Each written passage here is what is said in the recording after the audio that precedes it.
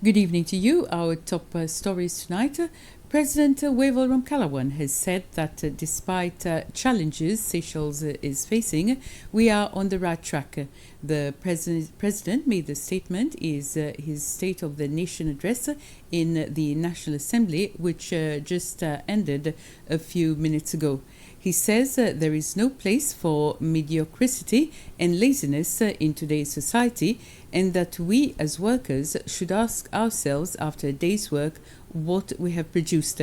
The president has also spoken about the cost of living. He says that this is rising as the price of commodities keeps increasing internationally. He says that the cost of international transportation is also one of the biggest culprits. Increase in international fuel prices, Air Seychelles, foreign workers, help from the Seychellois diaspora were among the topics that the president addressed in his speech. Two new proportional members were sworn in the National Assembly this afternoon, one from each party, and both were members of the 6th National Assembly. Florie Larue of LDS has replaced Gianni Letourdi, and Paul Ernesta from United Seychelles replaces Noline Sofola. They have both expressed their satisfaction to be back and said they hope to continue the work they started in the 6th Assembly. The new Portuguese ambassador to Seychelles, Antonio Costa Moura, presented his credentials to President Wavel Ramkalawan this morning. He is the 10th ambassador from his country to be accredited to Seychelles. Ambassador Costa Moura said that in his discussions with the president, they discussed issues of bilateral importance such as maritime security, the blue economy and sustainable tourism. Maritime security, namely the intervention of UN NAVFOR and the helping and the strategic position of Seychelles in this region of the world regarding maritime security, combating drug trafficking and other issues of cleaning the waters of the oceans. Also interesting was the exchange of views in matters relating to renewable energies. The Republic of Seychelles is doing a wonderful, fantastic job in that area. We in Portugal, we try to improve the percentage of renewable energies in the global package of energies. We achieved already interesting results. We want to share this experience with the Republic of Seychelles. The German ambassador Annette Günther, who was accredited to Seychelles in 2018, also paid a courtesy call on President Ramkalawan today. She said that due to the COVID-19 pandemic, she could not travel to Seychelles earlier to initiate new projects under the country's bilateral cooperation agenda. She said that, however, uncompleted projects are still ongoing.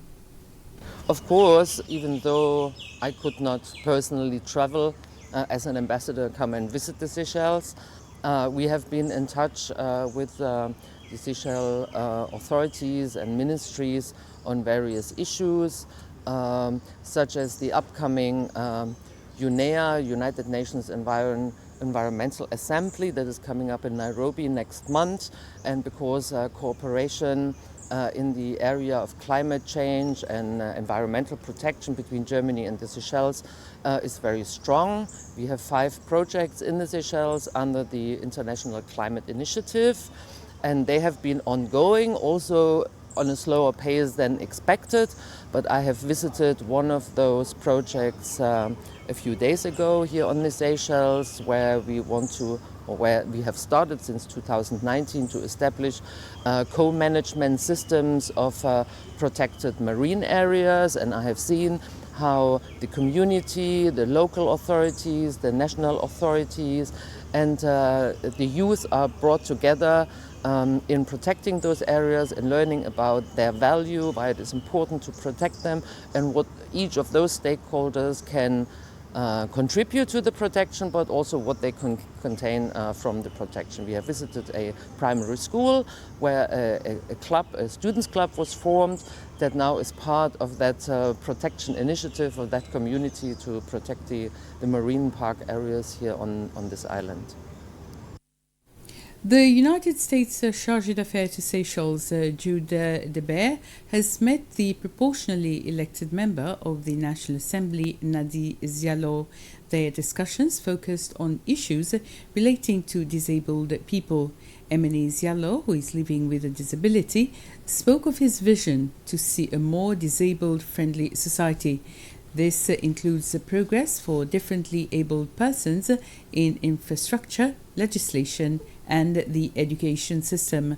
The U.S. Chargé d'Affaires conveyed the support of the United States towards the vision of a more inclusive and accessible Seychelles.